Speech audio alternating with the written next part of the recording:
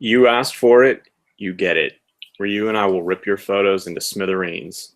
Hold on to your headphones. Here comes the pain. I'm a bit tired. Sorry. We usually have a bit of a chit chat before we start the recording of any kind, but we didn't, and I'm a bit tired. I think I just woke up and yeah. How did you just wake up? I just No, woke up. I didn't wake up. I just I had a day full of things and things to do. So I got all the things done. My wife is making some food for our daughter. And me, I have, that's it actually for the day. I'm not really excited about that. No, it's just kind of a long day, you know. But I have to say, I'm quite excited. We're starting a new section, a new chapter in Training Ground, and this is the very first training wheels. And we have a total of 2 photos from training wheels. And funnily enough, it's Doug who asked us to do this. So I guess we will start with Doug, the first and hopefully not the last training wheel. What? I almost said detainee. No, that's not detained anywhere. Participant. Okay. All right. So Doug is shooting basketball. Okay, so I have shot many high school basketball games in gyms that looked exactly like this. And yes, you need to use fill flash. There's no there's no other way to do it. The reason why is that there's not very much light to start out with, and what light there is not making it to the players. And what makes it worse is that because the walls are white, you're never going to be able to get the exposure right, because the more you try to get the exposure right in the faces, then the background is going to blow out and it's going to look really weird. So the light is just not going where you need it to go, and there's not enough of it. I believe that I have done a post about how I shot high school basketball. I think you can probably just go back and search it. Long story short is that it's not really all that hard to shoot, like a third of a court of a basketball game. Basically, you can do it with speed lights in the corners, on stands, with some kind of a remote.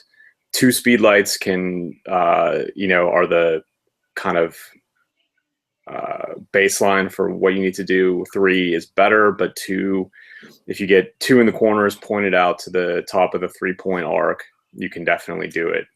Not that expensive, all things considered. And if you want to shoot in this gym, you're going to need it, because there's absolutely nothing else you can do. I'm just trying to think composition wise and moment wise and everything.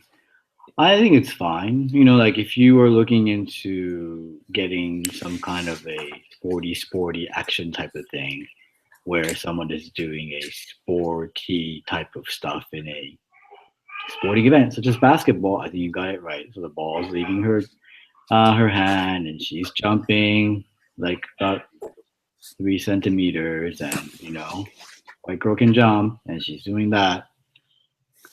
And but I think I like to see, if it's any sort of shooting thing, it'd be a bit more exciting if the hand is in the face, some girls trying to go for a block, or some bit more, I don't know, confrontational type of thing, between 2 players, and rather than actually being a very solitary thing. I think there's a progression, right? So you want to, it's we're talking about beginners here. So you're talking about getting 1 player in the picture and the ball. The next would be to, like Ryu said, look for somebody challenging her for the ball or something, and get 2, and kind of follow that along to get to the point where you're not just shooting things, you're making pictures. Yeah. So, as far as beginner goes, this is, this moment is fun. She's in the process of shooting the ball and her hands are extended. It's, not the most athletic play ever, but again, for beginner wise, I'm not going to jump up and down, but, no, because we're supposed to like jump up and down. That's the whole point of doing training wheels. So this is very, but the thing is that this is not, if there's anything to take away from this picture, it's that you can't shoot in this gym without strobes. Can't do it. Well, all things considered, Doug, you've done well. It's fun. See. All right, my daughter wants to come and join. あ、でも呼んでるママ。どうしたの？水、あ、これあげる。はい。All right, Matt. Yeah, I guess these pictures are not easy to get the celebration and dejection in the same frame because, things are happening in different places, and the celebration is going to go on after people are really, like you have that moment of real celebration and real dejection, and then the losing team kind of walks back to their bench, and the winning team is, the celebration kind of chills out a little bit, and that's where we are now, like past the point of when there was actual celebration, and this is like the aftermath of it. Constructively, it's good that you continued shooting after the play was over or after the game was over, or period, or whatever it was. But it's just not really a moment. Like there's not enough celebration. There's not enough dejection, and the composition is, it just doesn't. It's not really doing anything for me. I bet that Ryu likes that the ref is cut off halfway. Yeah, the ref thing is definitely just a no. It doesn't really add anything to the whole picture. Like Matt said, this is really kind of, halfway sad and halfway happy.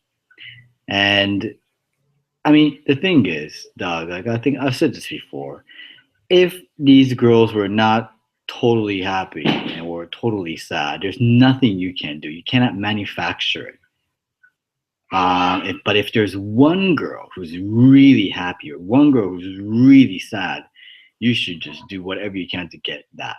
You know what I mean? Because I see this, and it's very like I don't feel anything because they're not going crazy. The losing side's not going crazy. The winning side's not going crazy. No one's going crazy. So what am I to get out of this picture? Like not really anything. But as in sports photography in general, it's a very important technique to have, is to have both the sad and the happy in the same frame. You'll be asked in so many different times to do that. And you started out doing this, and I think it's a good first step. You got everything in the entire frame. But mind you, like I said, what will trump this will be extreme sad or extremely happy, even if there's only one person. You know what I mean? Like some girls like hollering because she just won the match, or some girls like on the floor like crying and sobbing. You can see that, and that kind of stuff will trump any of these contrasting. Yeah, things. It's also again it's the steps. This is getting the celebration and ejection both in it at the same time is harder than getting the one. So you want to build, if you're looking for an early kind of success, then just get the one, and then then try and build. But it's really, I can't really emphasize enough how much of this, everything that we do, is timing, right? It's being prepared for what might come next. And again, we've said it a million times that, and you're new, so maybe you haven't heard it, so I'll say it again because it is important, that one basket more or less in the grand scheme of things doesn't matter, even if it's the game-winning basket. So if I'm shooting a game that's, let's say basketball, because that's what we're shooting, and the game is, let's say it's tied, or it's within 1 point or 2 points and there's a 3 or something like that, and the time is running out, I just don't care about the one guy shooting the ball. It's just, it doesn't matter. Like, that picture is only important for the newspaper cover the next day. And if you're not shooting for the newspaper, it's not important at all. It just does not matter, because if there is a story about them winning the game, then the celebration picture is going to be way more important than that forever. If it is about them losing the game, then the dejection picture is more important. If it's about that one player, you probably have better pictures of that one player. So think about what's going to be important for more than just a day, and it's always going to be the peak celebration of the peak dejection. So, honestly, I would probably, at that point, I would focus on the bench that was closest to me, or the bench that of the team that I was covering, and try and get something out of a reaction for if he made the shot or if he missed the shot, because it's just going to be more interesting of a picture than one jump shot, more or less. That's just how it goes. So know what's coming next, know what might come next, and figure out what you want to do and what's going to be more important in the long run than just a jump shot picture. So that concludes our first ever training wheels. And I even what crossed my mind is we can even send people down to training wheels if we think that you're not kind of getting, the whole ordeal. I don't know. Then we don't get to be mean to them for thinking that they're better than they are. Yeah. I guess we have to make it into a, you have to do it yourself. If you're going to put yourself down to the training wheel section, we will give you a bit more than the usual, all that shit. So if you think it's going to be helpful for you, but we're not going to really be accepting people like Scott Rathke, for instance, and saying, hey, this is not good enough, you have to go down to. No, it won't happen like that. So, please be advised. So Scott Rathke doing his thing. It's sunshine in the afternoon. I just can't see the other girl enough. That's it. That's the only thing that really bothers me. I know what he wanted to do here. He wants to use the sun and the shadows and everything and all that kind of stuff. But in this instance, you need to be able to see a bit more in this. Everything is so cut off, her arms cut off, that she's hugging another girl from another team and everything. And the other girl is really just she's eaten up by the darkness or something. There's only half. Yeah, it's really close. And this again, this is the light that you don't get very often, and you really want to take advantage of. And it's a good thought, but there just needs to be something. She didn't need to be completely lit up. It just needed to be a rim or reflection or something like that, just a little bit more. But you can't have just the one player and then completely fall off into black. It just doesn't work. Yeah. If you're going to use the net, then you have to make sure that you shoot through it and kind of use the pattern to do something with it. This doesn't do it. It's you just got lazy and say, you know what, fuck this. I'm just gonna shoot through this net, make it look cool, and then you didn't really bother doing anything else. You have to be thinking what can I do with a pattern of the net to make it go together with what I have right now. And you didn't do it. Yeah. That's fucking I think that pictures like this, I would think the bare minimum for this composition would be her face, actually in one of the gaps, but that wouldn't even make it. No. That would just be okay. Well, you cleared that hurdle, but so the gist of this picture is that it's a pattern, that the net is forming a pattern, and you want to see more of the pattern than that. So it needs to be wider. Just having 6 of the holes visible or whatever isn't enough for it to really be a pattern, and it looks like a crop of, you know, something that should have been wider than that. And Yeah. the more of the net that you have with her and nothing else, the better the picture would be. But this point of view just doesn't do it for me. It's just No. it's not composed enough, I think, is really what it comes down to. I mean, like Scott, like needs to like these two photos are not good at all, really. No, and he's a better, you know, Oh, it's much Scott's a better. Scott's a good photographer, and these Yeah. are, I just think that this isn't his. He's good at doing better stuff. Yeah, this isn't like the apex of his trying. Even it's just, it's a bit lazy, yeah. I have to say. Yeah. Scott, so. Yeah.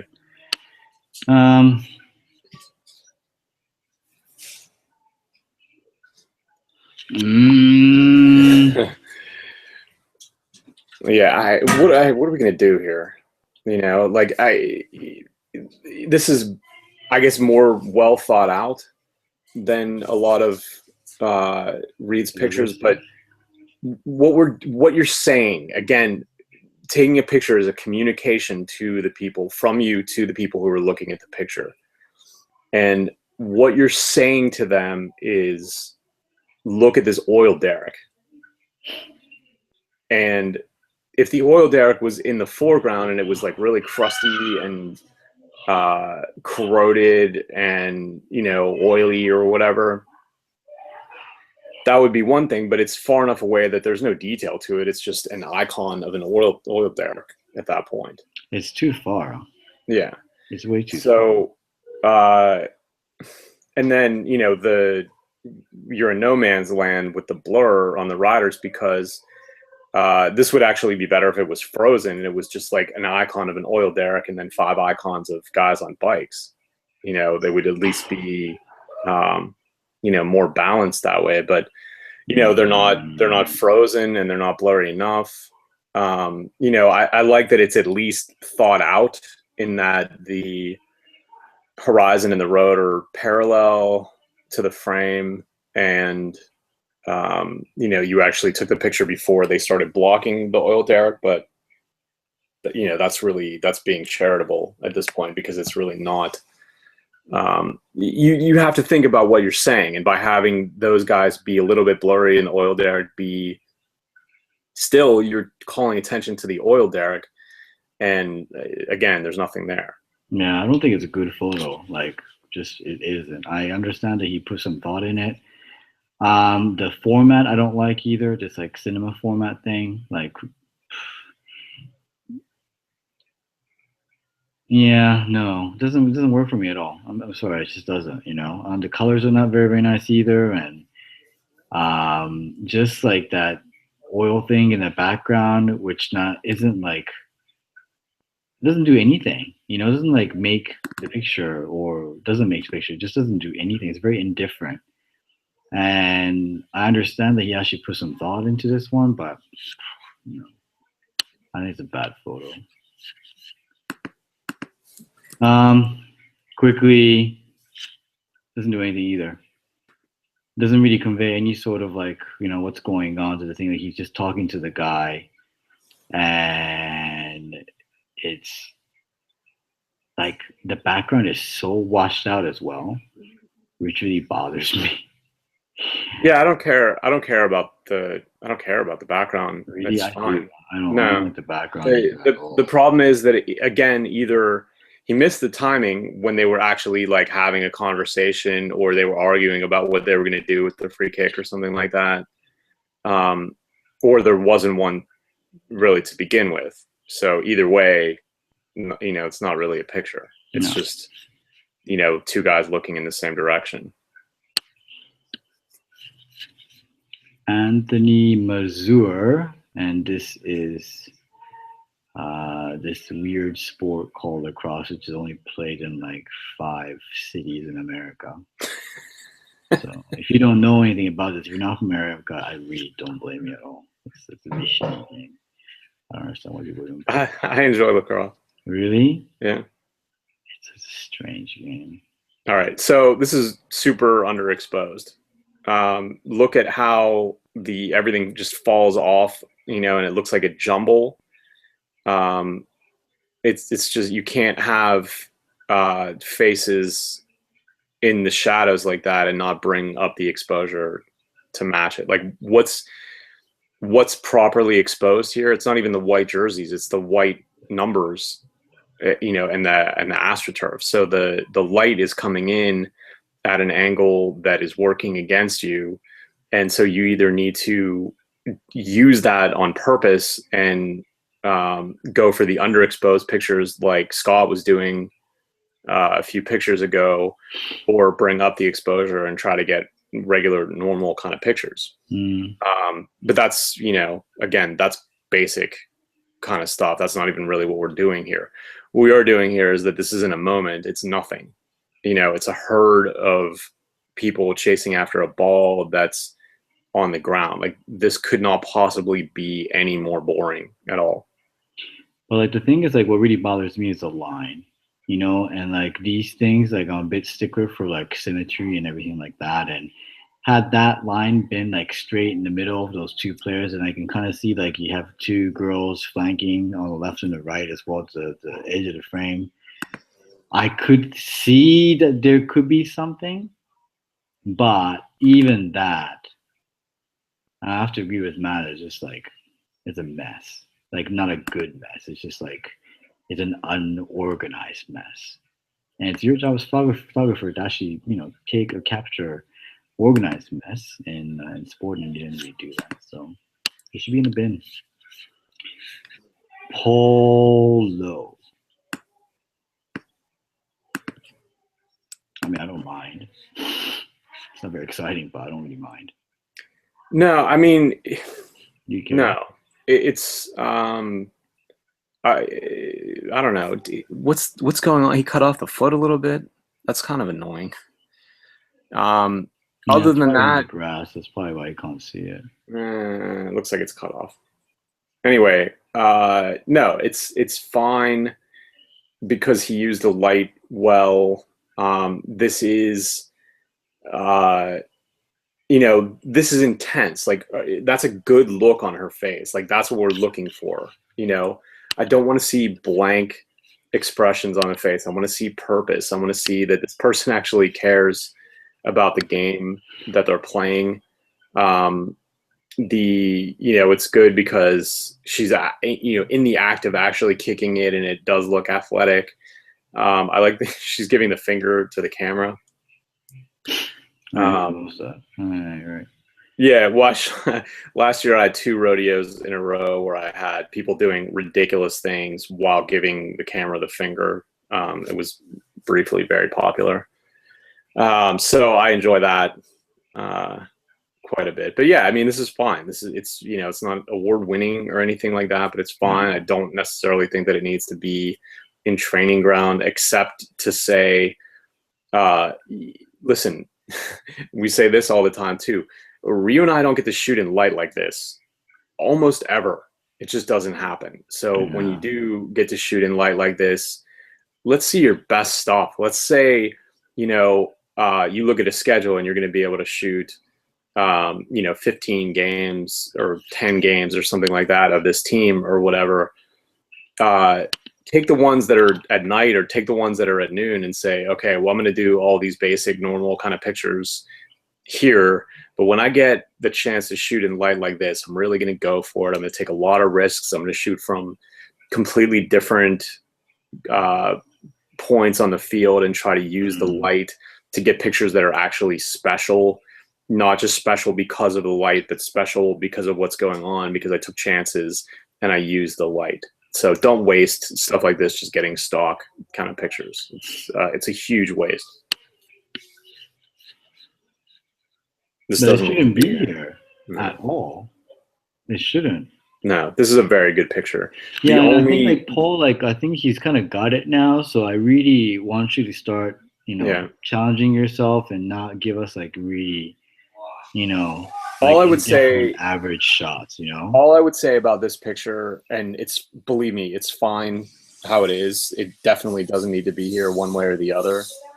But either compose so that you get the top player's face, or crop it so that he's not in there. Like having it halfway like that doesn't Yeah, I don't like really it help. either, but I think the action does, a very, very good job of like basically telling the whole story.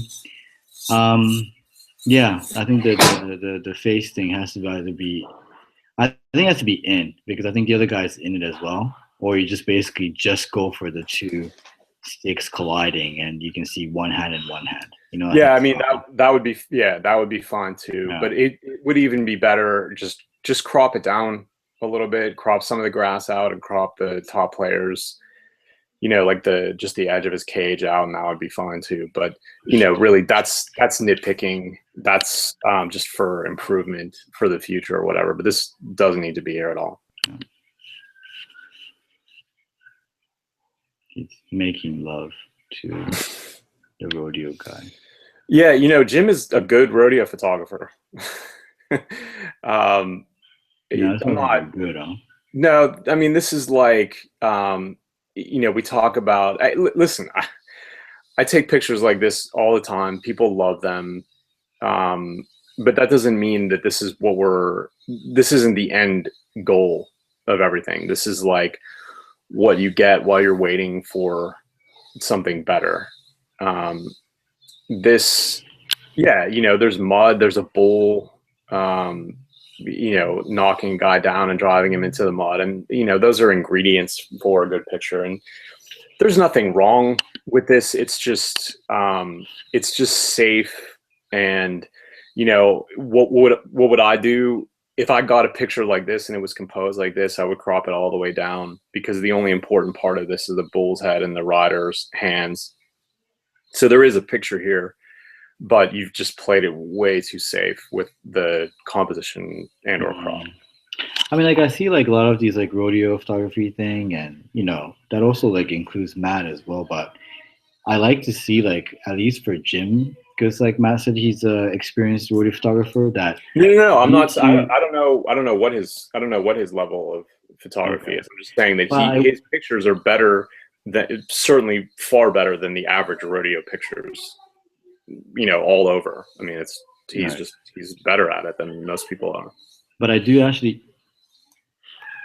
need for you to start, taking a bit more risk and challenging yourself, which then leads to the next picture, which he did, but it just looks like a midget doing something. Like that's what I thought immediately when I saw this picture. Like, oh, it's the guy from Game of Thrones, but it's not. And I have no idea what's going on. And it's not like, even if I have no idea what's going on, but if I feel like, wow, it's a beautiful picture in the context of rodeo photography, that's fine. But A, it's not beautiful. And B, I have no idea what the fuck is going on. That's a no. I disagree. I disagree. Because I don't know what the fuck's going on. What is this? Like, I don't care if you know what's going on or not. This is a picture of a guy riding on a dummy. It's a barrel, basically acting as if a bull. This is what people do to either practice or to work their way up to actually riding on a bull that could kill them. So you want to have at least a little bit of experience before you expose yourself to death. Is this a great picture? It's not. It has the makings of it. It's a good idea. I like the silhouette. I like the consistent background of the trees. I can't say I especially like the cowboy hat in the lower part of it, because it's kind of eaten up by something else. But if that was in a different position, I think this is bordering on a good picture. I'm fine with what he did. I don't I don't know what you're talking about. No, I think he should try this. Like, I like the silhouette. Don't get me wrong, but I like for him to actually do this again and like find a way to do it better. Because at this juncture, like, I don't. Huh? The only negative thing that I'll say about this picture is that things aren't exactly in the frame as I would want them to be in the frame. Like, like that guy in the cowboy hat in the lower part of it, I want to see that hat, defined. I don't want to see it eaten up by the whatever is that dark mass in the bottom and the fence. I don't want to see that. I also don't like that little I don't know, it could be a guy in a baseball hat or some kind of something on the left edge of it. Like when you do a picture like this, what you're doing is breaking everything down to its elemental kind of form. And the form here is cowboy hats and the body of the guy riding and the barrel. And the background, you've already cleared that bar, like it's sufficiently out of focus and it's visually pleasing, so that's all fine. So then it just becomes about arranging the things in the frame. And because this is a practice, and because that barrel is only going up and down, it's not moving, left to right or, up and down in the frame. It's just moving up and down in place. You had more chances than this. And once you figure out an idea like this, then it's your responsibility to execute it to perfection. This isn't that. So I'm guessing this barrel stays here, so you have other chances to do this. Go back there. Just upper body thing. You know what I mean? Like, it's just, I don't like the two people in this, like the guy in the cowboy hat on the right, and then the dude in the back is really distracting to me. And I just kind of like, I don't know, I don't like the pose of the guy. Like, I don't like, it's not very aesthetically pleasing. So right, but that's what bull riding looks like. That's what bull riding looks like. Well, then you gotta change the angle. But I mean, for me, it looks really odd. Because it's right. But here's the thing. I understand what you're saying. And if he's going for a silhouette, he has responsibilities for form, to make it a better picture. But the thing is that this is what it looks like. So he doesn't have to get it right there. He could be getting it like when he's getting on or when he's getting off. There's so many things you can do with it because the silhouette is there, right? But his legs are also going to be cut off by nature of the fact that he's riding on a barrel that's not transparent. The thing is, I'm saying that he can actually be shooting him when he's getting on or getting off as well. He cannot be like at this particular moment. You know what I mean? It doesn't have to be. I mean, you just have to be able to say, like, well, you can see this, how beautiful this guy is actually getting off. He doesn't like it. Why? I don't say what you like about it. Because he doesn't like the position that the guy's in. Like is that what he's saying? It looks like. I'm just gonna guess. Say what you like about it. That is the bull rider form that you are seeing right there. Their arm is always. No. What I'm saying is that if I don't know anything about the sport, I should be able to actually say I like it or I don't like it just based on how it looks. All right. Well, I can see that. I mean, at face value, I guess you could say that you just don't like the way that it looks. But I guess for the intended viewer or someone that maybe reading this publication wouldn't think twice about it. Sports photography, to me in general, is that you don't have to know the sport. You have to be able to actually say that's beautiful based on what it is. Okay. It's not I get it. It should be. And like, it just looks like a cock coming out of his, his chest. I don't like it. A cock coming out of his chest. It does kind of look like a cock. Oh boy, this is what happens when I invite my wife onto the podcast. Here's the question: could we get more cocks in these pictures? You probably can if you put. All right. Well, that's absolutely the last time I ever do that. Maybe we can do that for next week's. That's enough. Go back to work. Next week's project. Back to work. Okay. Oh boy, I'm sorry, everybody. All right. My partner and my wife are both insane. All right, so we'll move on. To Sergey Adashev, Moscow Championship in diving. No, I mean, it's come on. What is this? I mean, oh God.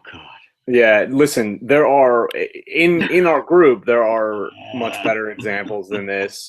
Plus, whatever examples there are, out there. You need to go for it.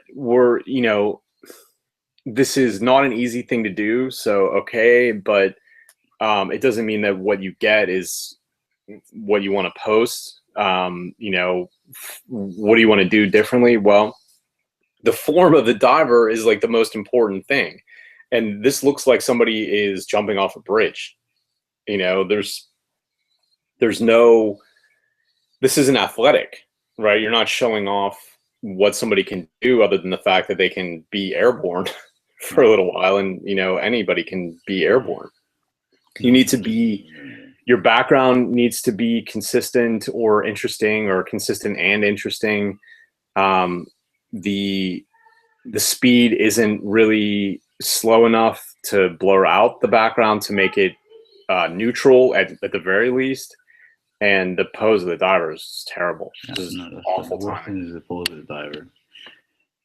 Better, but this is only better because of the pose of the diver. Like, this background is not helping at all. I mean, you could even like make it even slower. How long do you do? Yeah, 1/25th of a second. I mean, you can even do like 1/10 of a second. 1/25th is not a panning speed. It's not a panning speed. If somebody was trying to set the land speed record, I would be slower than 1/25th, right? That's not panning. It's not. It's just accidentally low shutter or something like that. Like, it's not panning. Panning is 1/10 of a second, 1/3 of a second, something like that. I was doing stuff this weekend at 1/3 and 1/5 of a second. Like, that's panning. That's what it's made for. Maybe if you're shooting something, that's really, really going fast, then a 20th of a second or a 30th of a second is, the minimum. But 1/25th, you don't get the benefit of the blurring out the background. That's part of the whole reason of panning in the first place. The background is very bad. The thing is, like, yeah, if the background is bad, it makes it even worse when you don't, pan it slow enough. And it makes it more important to pan it slow enough, because you're never going to be able to do anything with the background. This is not a picture. No, it's horrendous. This one. Towing, this is really bad. That's much better. Yeah, this is good. Yeah. I would hope that Toyin could see the difference between a completely unbalanced picture through a net and something that's as carefully composed and really beautiful as this is. Like, this is, he's done everything right here as far as lining everything up to the touch line, to having the stadium be completely balanced, like the awning on the right-hand side and the building on the left-hand side are, balancing the picture out. The sky's really pretty. But if you go back to the other one, what do you have? You have the building on one side of the frame and then nothing on the other side of the frame. So it's completely unbalanced. And when you're doing an architectural type picture like this isn't a picture of players. There's a picture of the stadium with players that happen to be in it. So you have to get the architecture right if you're doing that. And he's done that here. And this is nice. This doesn't need to be here at all. No. This isn't either for me. It's absolutely fine. Yeah. Weird, like, people actually just like send. Okay, this I like people's faces on this. I do. It does actually crack me up. You're too high, first of all. You're standing up, and these kids are much smaller than you, so you should be on the ground, shooting it, because it's really almost a bird's eye view in the whole thing. I also think you lucked out a bit, because like what's happening in the background actually is quite interesting. But it seems the f-stop is a bit too high, so it's just everything is in focus, and I don't like that either. Baseball's, like, as far as I've seen and I've shot, it's quite unpredictable in a way that if you're gonna be in one spot, you cannot then, like, between pitches go somewhere else, like from the first base to the third base. You can't just like sit there until the batter is out or the innings change, And if the runner was at third and the batter goes and he hits whatever, and this kind of rundown happens, you kind of like, want to be situated to be able to actually shoot the entire action sequence in a, I don't know, like more dramatic way, because it does, this is, I think if the kids were actually like looking a bit normal, I don't think I've done anything. And it's to me, like, I think there's a lot happening there that it could be photographed in quite a cool way. But it seems very far and it seems very high. And I don't think you took really good advantage of the position you were in, because I think you could have gone much wider, much closer, like whatever you can do, to make it happen. But I think it was actually quite far from the whole situation. The angle is awful. Nothing good. Nothing. This is a good moment, and it's good timing. He's done everything right, except for he started off in a position that made anything that was going to happen not interesting. It's so important. Like, I understand you can't be in some places, like baseball, you can, take a ball to the head and get killed, if you're too close or whatever. But you need to figure something else out, because you can't shoot from here. You cannot shoot from here. Nothing anywhere on the field. Maybe somebody sliding headfirst into third base maybe would be interesting. But other than that, you need to get down lower than this, and you need to get into a place where if something happens on the field, you're going to have a good angle on it. But the thing is, where you're shooting, I can't tell where he is here. I'm guessing in the stands. That might be the case. That's probably why it looks very high up.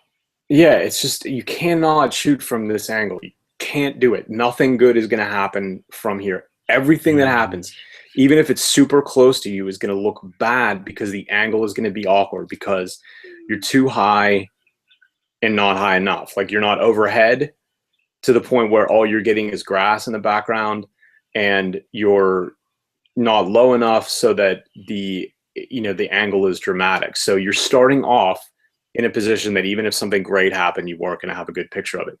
If you had been at grass level, perpendicular to this action, this would have been a portfolio picture. No question about it. And you know how to do it. Like, how to expose, how to set up your camera to freeze the action. That's all good. But you can't shoot from this position. It's just always going to look like shit, period. No.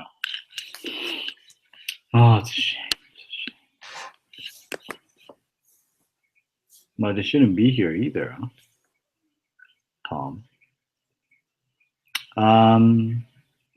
Phil Flash. That's that's all I'm going to say about this. Like, the composition is good, the idea is good, all of that is fine, but when you have clouds in the background, I can tell by looking at this that he blew them out and then tried to pull back some of the highlights of it. It didn't completely work, and you definitely don't have enough light on the players' faces, and it's not a silhouette. So, Phil Flash. Just thinking if there's anything else you can do. Yeah, I like the competition, blah, blah, blah. Yeah, it's good. They shouldn't be here really. It's not like this level thing. So, Deborah, I think she also just started, right? Doing this. As far as yeah, because I think she sent us stuff like last month, like for the first time. And I think she's new at this. But she's very good.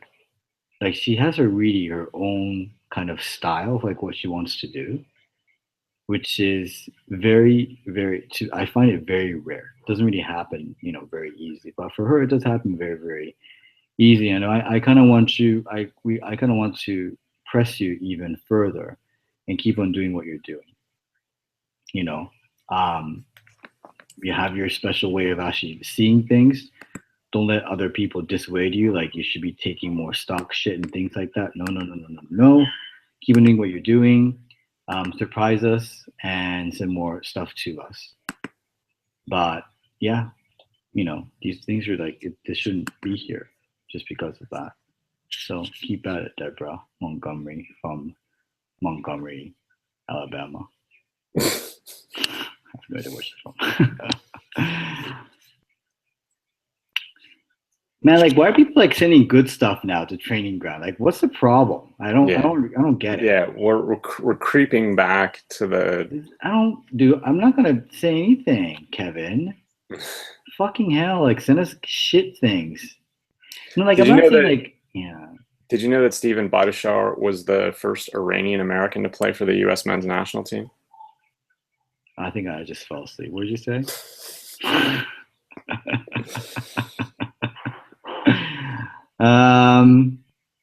No, I didn't know that. That's a great trivia question. I'm going to remember it. I'm going to, tell all my friends over here, like, did you know Steven Beitashour is Iranian in origin?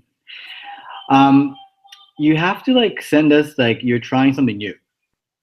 Like, okay, if you're up to a certain level, you can do all the like normal stuff, blah, blah, blah. That's great.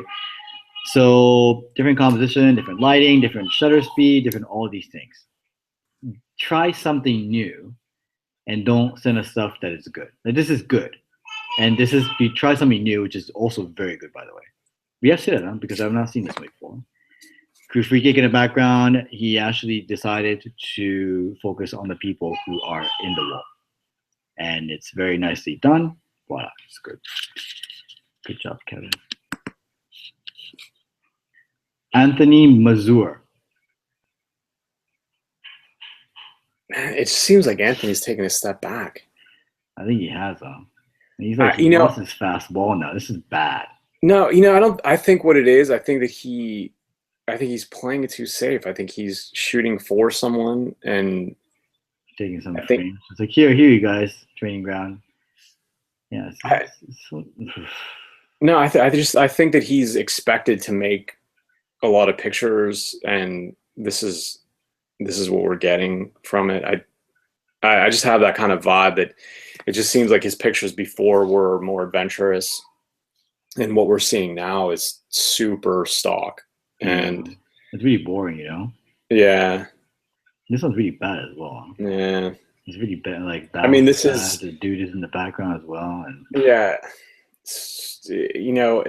Listen, the pitching a softball is interesting. Like the motion or what it's far more interesting than watching even a major league baseball pitcher pitch. There's just more mechanics involved in it. You need to hair. Yeah, hair too. That can't be discounted. But you need to show it more than this. Like this is just absolutely boring.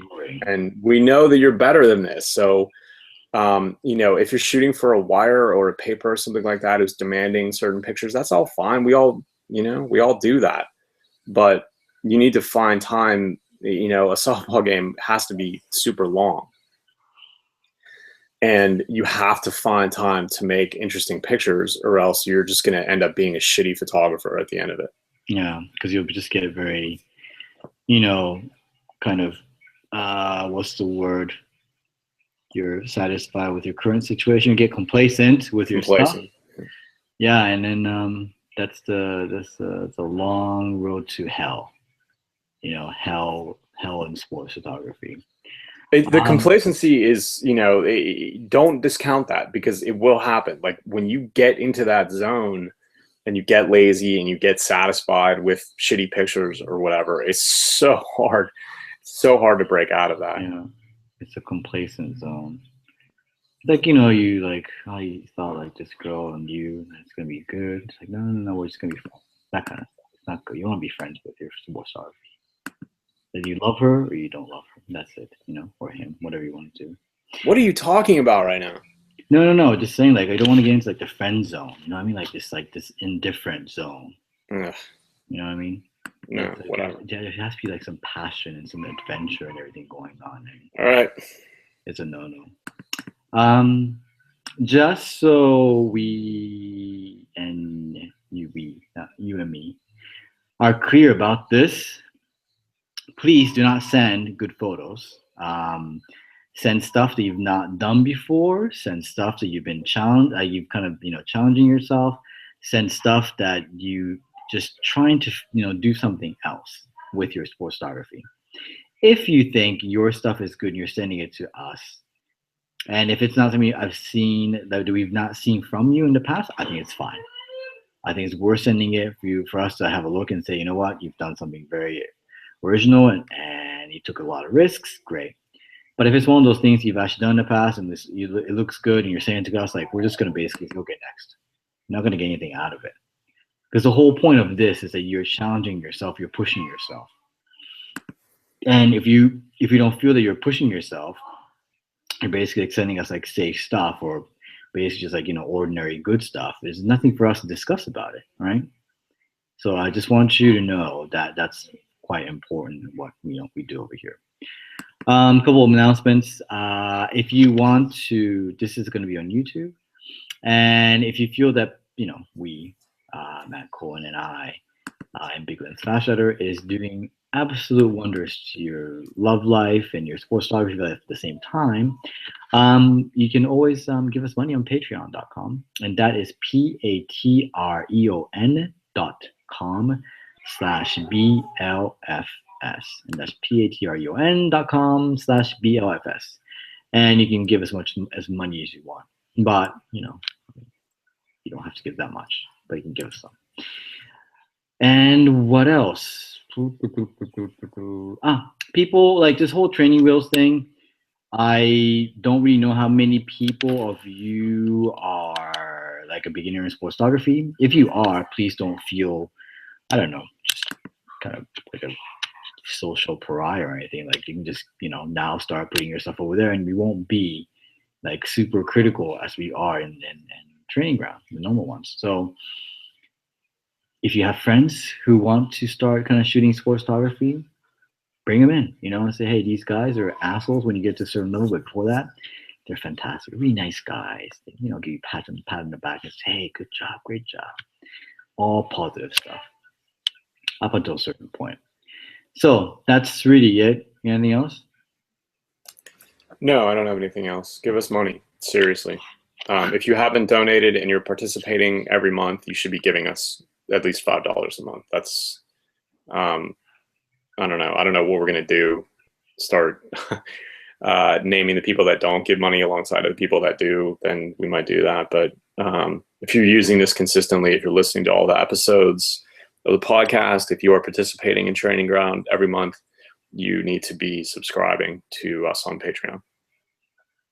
Because otherwise, Matt's wife's gonna come and be on the show every week, every month from now. You don't want that.